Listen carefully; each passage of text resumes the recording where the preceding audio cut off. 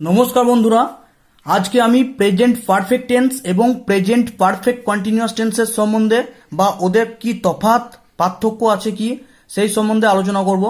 তাহলে আমরা জানি প্রেজেন্ট পারফেক্ট টেন্স হলো এমন একটি টেন্স যদি কোনো কাজ অতীতে শুরু হয়ে থাকে এবং সেই কাজটি বর্তমানে এসে থেমে গেছে বা শেষ হয়ে গিয়েছে, কিন্তু তার ফলাফল এখনও বর্তমানে প্রেজেন্ট আছে। যদিও কাজটা শেষ হয়ে গিয়েছে বর্তমানে, কিন্তু তার ফলাফল এখনো প্রেজেন্টে আছে, সেই টেন্সকে আমরা বলবো প্রেজেন্ট পারফেক্ট টেন্স। এবং প্রেজেন্ট পারফেক্ট কন্টিনিউয়াস টেন্স কাকে বলবো? প্রেজেন্ট পারফেক্ট কন্টিনিউয়াস টেন্স বলতে আমরা বুঝি কোনো কাজ যদি অতীতে শুরু হয়েছে, কাজটা অতীতে শুরু হবে দুই ক্ষেত্রেই, কিন্তু প্রেজেন্ট পারফেক্ট কন্টিনিউয়াসের ক্ষেত্রে কি হবে? কাজটা অতীতে শুরু হয়েছে ঠিকই, কিন্তু কাজটা বর্তমানেও চলছে, কন্টিনিউ আছে বর্তমানে, আবার ফিউচারেও কতদিন কন্টিনিউ থাকবে সে সম্বন্ধে আমাদের কোনো আইডিয়া থাকে না। তাহলে সেই টেন্সকে আমরা বলবো প্রেজেন্ট পারফেক্ট কন্টিনিউয়াস টেন্স। তাহলে প্রেজেন্ট পারফেক্ট টেন্স আর প্রেজেন্ট পারফেক্ট কন্টিনিউয়াস টেন্সের মধ্যে কি তফাৎ হলো? প্রেজেন্ট পারফেক্টে বলা হয়েছে কাজটি অতীতে শুরু হয়েছে কিন্তু বর্তমানে এসে কাজটি শেষ হয়েছে, কিন্তু তার ফলাফল এখনো বর্তমানে আছে, সেই টেন্স বলতে আমরা বুঝবো প্রেজেন্ট পারফেক্ট টেন্স। আর প্রেজেন্ট পারফেক্ট কন্টিনিউয়াস টেন্স কাজটা অতীতে শুরু হয়েছিল ঠিকই, কিন্তু বর্তমানে কাজটা কন্টিনিউ আছে এবং ভবিষ্যতেও কাজটা কতদিন কন্টিনিউ থাকবে সেই সম্বন্ধে আমাদের কোনো আইডিয়া থাকে না। ঠিক আছে, তো সেই টেন্সকে আমরা বলবো প্রেজেন্ট পারফেক্ট কন্টিনিউয়াস টেন্স। তাহলে প্রেজেন্ট পারফেক্ট টেন্স ও প্রেজেন্ট পারফেক্ট কন্টিনিউয়াস টেন্সের মধ্যে তফাৎ কি হলো?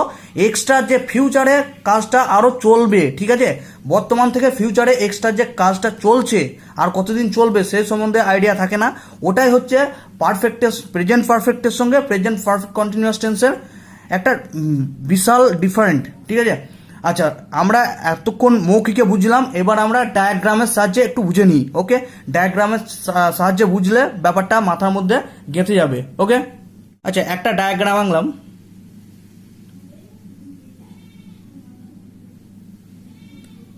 ঠিক আছে, আচ্ছা, একটা ডায়াগ্রাম আঁকলাম। তো দেখো, এই ডায়াগ্রামে সাপোজ ধরলাম এটা প্রেজেন্ট, এটা কি প্রেজেন্ট মানে বর্তমান অবস্থা। ঠিক আছে, তো বর্তমান অবস্থা এটা প্রেজেন্ট। তাহলে প্রেজেন্টের আগে মানে লেফট সাইডটা, প্রেজেন্টের আগে যেটা হয়েছিল বা যেটা হয়ে গিয়েছে, প্রেজেন্টের আগে যে ঘটনাগুলো হয়ে গিয়েছে সেটা কি হবে? সবটা হবে পাস্ট। কি হবে? সবটা পাস্ট। তাহলে এই সাইডটা হবে কি? পাস্ট।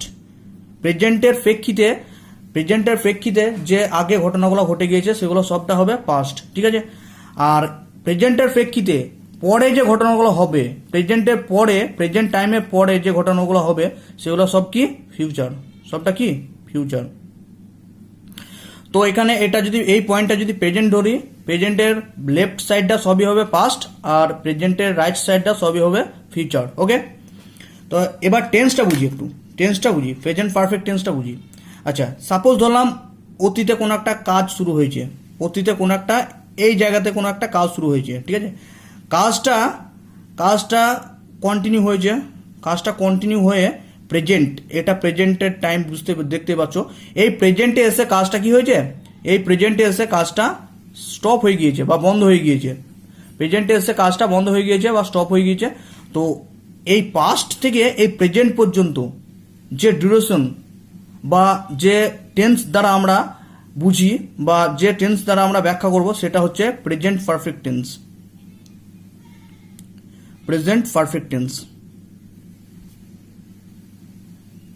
আচ্ছা, তো প্রেজেন্ট পারফেক্ট টেন্সে কি বুঝলাম আমরা? কোন একটা কাজ পাস্টে স্টার্ট হয়েছিল, সেই কাজটা একদম বর্তমানে এসে কি হয়েছে? স্টপ হয়েছে। এই জায়গাতে এসে কি হয়েছে? কাজটা স্টপ হয়েছে। ঠিক আছে, এই জায়গাতে এসে কাজটা স্টপ হয়েছে, কিন্তু তার ফলাফল এই প্রেজেন্টে আছে। কিন্তু এই কাজটা স্টপ হলো ঠিকই আছে, কিন্তু তার ফলাফল প্রেজেন্টে আছে। তখন যে টেন্স আমরা ইউজ করব সেটা হচ্ছে প্রেজেন্ট পারফেক্ট টেন্স। ওকে, এবার প্রেজেন্ট পারফেক্ট কন্টিনিউয়াস টেন্সের ক্ষেত্রে কি হয় একটু বুঝে নিই ডায়াগ্রামের সাহায্যে। আচ্ছা, এটা সাপোজ ধরলাম কাজটা একই জায়গাতে শুরু হয়েছিল, এই পাস্টেই শুরু হয়েছিল, কিন্তু কাজটা এখানে শুরু হয়ে কাজটা প্রেজেন্ট পর্যন্ত এলো। ঠিক আছে, কাজটা প্রেজেন্ট পর্যন্ত এলো, তারপরেও প্রেজেন্টে পরেও কাজটা কি হলো? কন্টিনিউ হলো। প্রেজেন্টে পরেও কাজটা কি হলো? কন্টিনিউ হলো। প্রেজেন্টে পরেও কাজটা কি হয়েছে? কন্টিনিউ। ঠিক আছে, প্রেজেন্টে পরেও কাজটা কন্টিনিউ হয়েছে, তখন আমরা যে টেন্স ব্যবহার করব, প্রেজেন্টে পরেও যে কাজটা কন্টিনিউ হয়েছে, পাস্টে কোনো কাজ শুরু হয়ে প্রেজেন্ট পর্যন্ত এলো ঠিকই আছে, প্রেজেন্টে পরেও কাজটা কন্টিনিউ হয়েছে, তখন আমরা ওই সেন্সে যে টেন্সটা ইউজ করব সেটাকে বলবো আমরা প্রেজেন্ট পারফেক্ট কন্টিনিউয়াস টেন্স। কি বলবো? Present perfect continuous tense.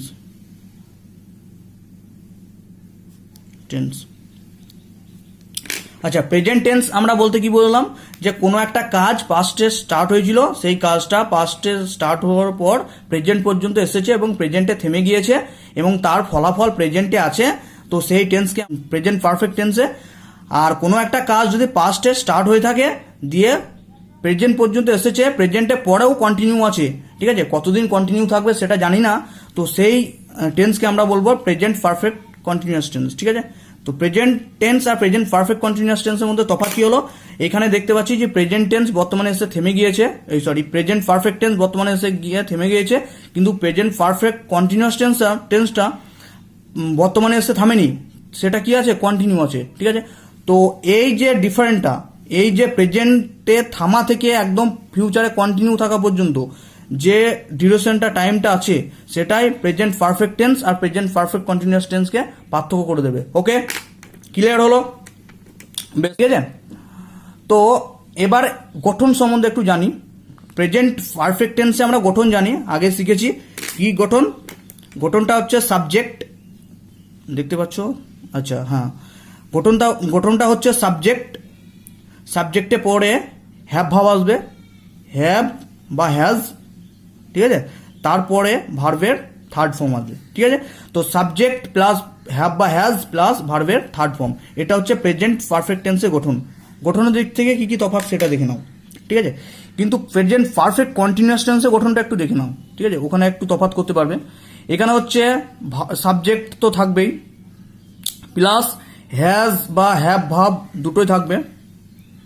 ঠিক আছে, একই ওর মতো থাকবে, কিন্তু এখানে যেহেতু এটা কন্টিনিউয়াস টেন্স, তাহলে ভার্বের শেষে কি লাগবে? ভার্বের শেষে লাগবে ING.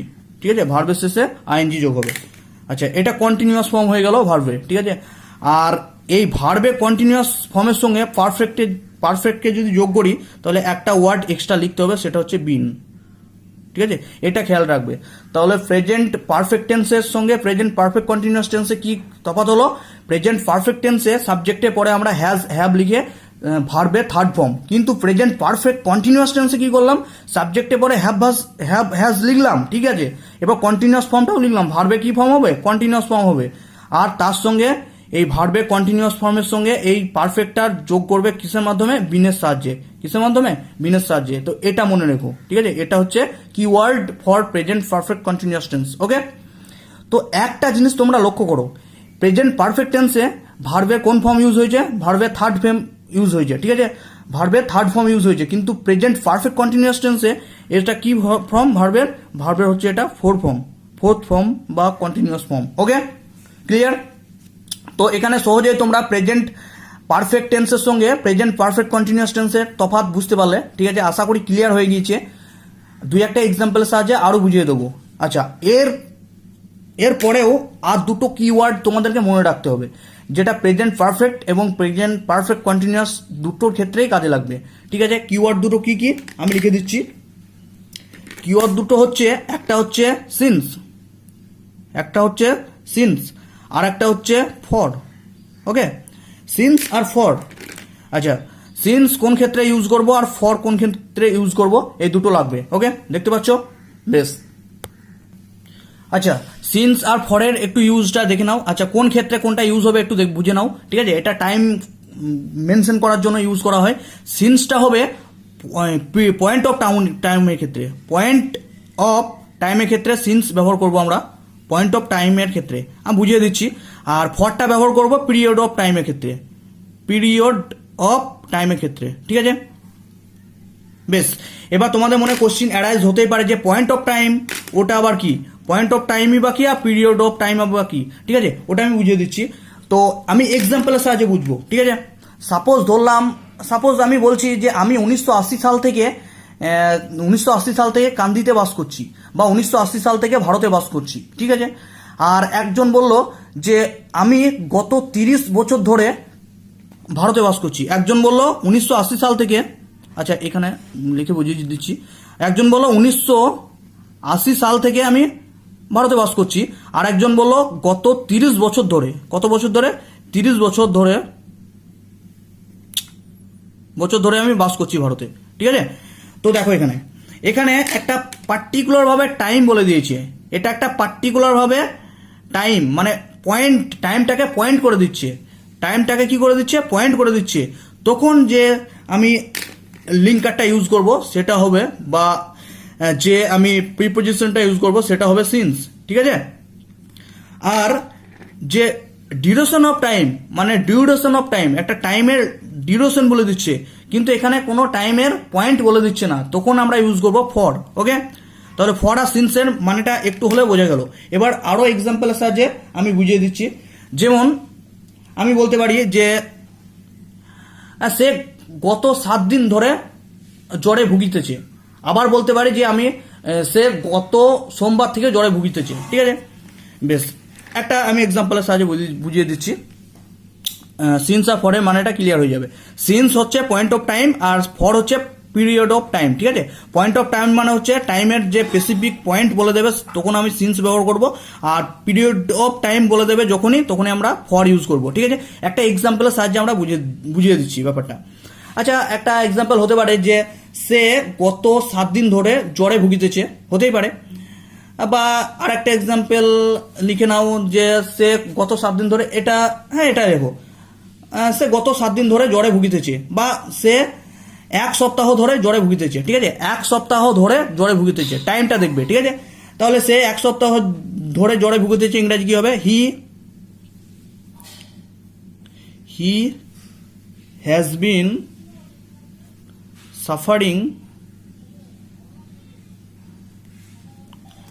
suffering from fever for 1 week। একটা লিখতে পারলাম। আর একটা আমি বললাম সে গত সোমবার থেকে জ্বরে ভুগিতেছে। ঠিক আছে, তাহলে হবে he has been suffering from fever since সোমবার থেকে মন্ডে। বেশ, এখানে একটা তফাৎ লক্ষ্য করো তোমরা, সিন্স আর ফরের ব্যাপারটা ক্লিয়ার হয়ে যাবে। আচ্ছা, এখানে বলেছে সে 7 দিন ধরে, সে 1 সপ্তাহ যাবত জ্বরে ভুগিতেছে। ঠিক আছে, 1 সপ্তাহ যাবত। ঠিক আছে, 1 উইকের একটা ডিউরেশন বলে দিয়েছে, 1 উইকের একটা ডিউরেশন বলে দিয়েছে, তখনই সেটা হয়ে যাবে একটা পিরিয়ড অফ টাইম, মানে তার আগে কি লেখা হবে, তার আগে লেখা হবে ফর প্রিপোজিশন। ঠিক আছে, আর যখনই পয়েন্ট অফ টাইম করে দেবে যে কবে থেকে জ্বরে ভুগছে, একদম মন্ডে থেকে, সোমবার থেকে। ঠিক আছে, একটা পয়েন্ট অফ টাইম করে দিয়েছে, একটা নির্দিষ্ট টাইম বা পার্টিকুলার ভাবে একটা টাইমের পয়েন্ট বলে দিয়েছে। ঠিক আছে, তখনই তার আগে যে প্রিপোজিশনটা ইউজ করবো সেটা হবে সিন্স। ঠিক আছে, তাহলে সিন্স আর ফরের একটু তফাৎ বোঝা গেল। ঠিক আছে, অসুবিধা আছে? আর অসুবিধা নেই। সেইভাবে তোমরা বলতে পারো যে সকাল থেকে বলতে পারো আমি 3 ঘন্টা যাবত, আমি লাস্ট 3 ঘন্টা যাবত পড়িতেছি। ঠিক আছে, একটা সেন্টেন্স হবে, সেখানে কি ইউজ হবে, 3 ঘন্টা যাবত, এখানে একটা টাইমের ডিউরেশন বলে দিয়েছে বা পিরিয়ড অফ টাইম বলে দিয়েছে, এখানে এর আগে ইউজ হবে ফর। কিন্তু আমি যদি বলি যে আমি সকাল 8টা থেকে পড়িতেছি, তখন হবে যে একটা টাইমের একটা পয়েন্ট বলে দিয়েছে যে সকাল 8টা থেকে আমি পড়িতেছি, তখন হবে তার আগে ইউজ হবে একটা সিন্স। ওকে, তাহলে সিন্স আর ফরের মানেটা বোঝা গেল। ওকে, আচ্ছা, এবার কিছু উদাহরণের সাহায্যে আমি প্রেজেন্ট পারফেক্ট কন্টিনিউয়াস টেন্সের সম্বন্ধে আলোচনা করছি। ওকে, তাহলে একটা উদাহরণ লিখতে পারি আমি, সে গত বছর থেকে এখানে বাস করিতেছে, একটা এক্সাম্পল নিতে পারি। তাহলে লিখি, সে গত বছর ধরে এখানে বাস করিতেছে, ইংরেজিতে হবে he has been living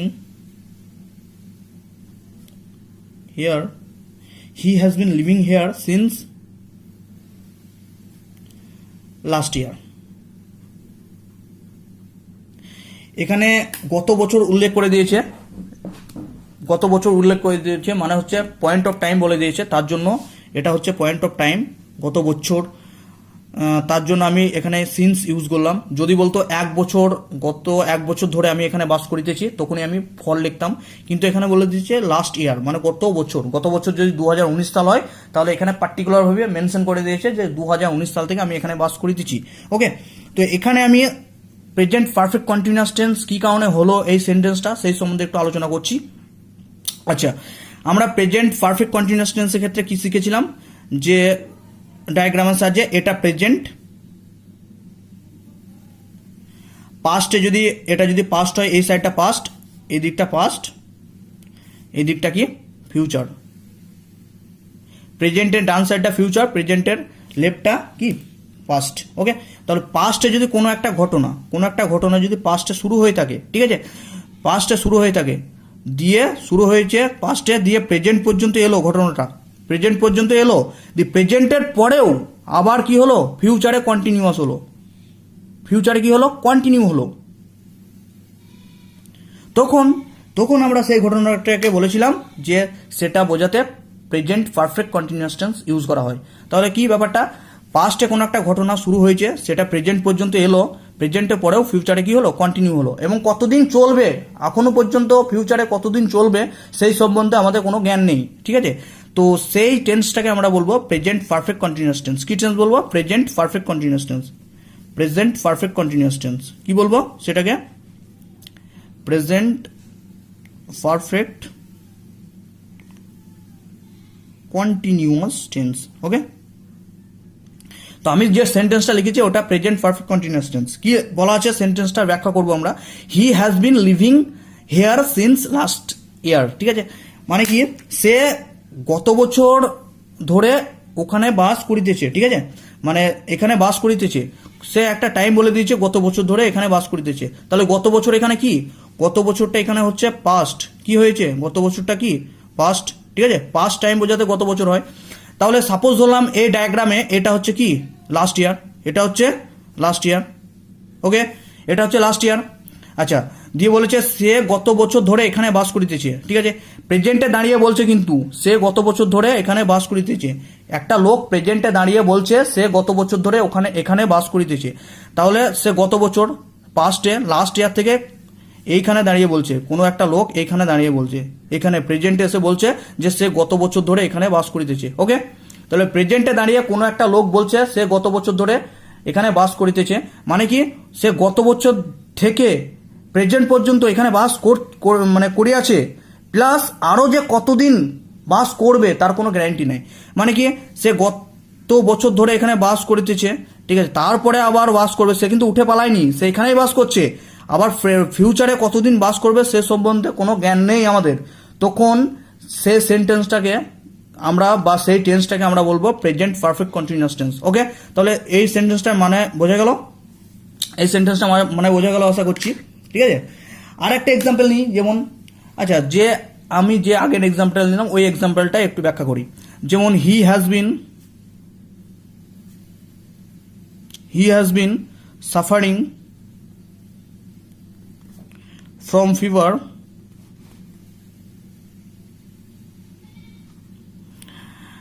for 8 days.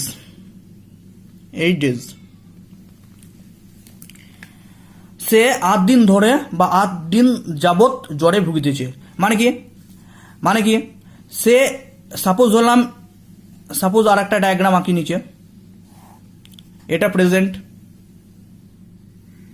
ঠিক আছে, সে এখান থেকে এটা এই সাইডটা প্রেজেন্টের লেফট সাইডটা কি পাস্ট আর এই সাইডটা কি ফিউচার, প্রেজেন্টের লেফট সাইডটা পাস্ট আর রাইট সাইডটা ফিউচার। সে প্রেজেন্টের প্রেক্ষিতে যে পাস্টটা, সে এইখানে কোনো একটা টাইমে কি জ্বরে ভুগিতেছে, মানে প্রেজেন্ট থেকে 8 দিন আগে।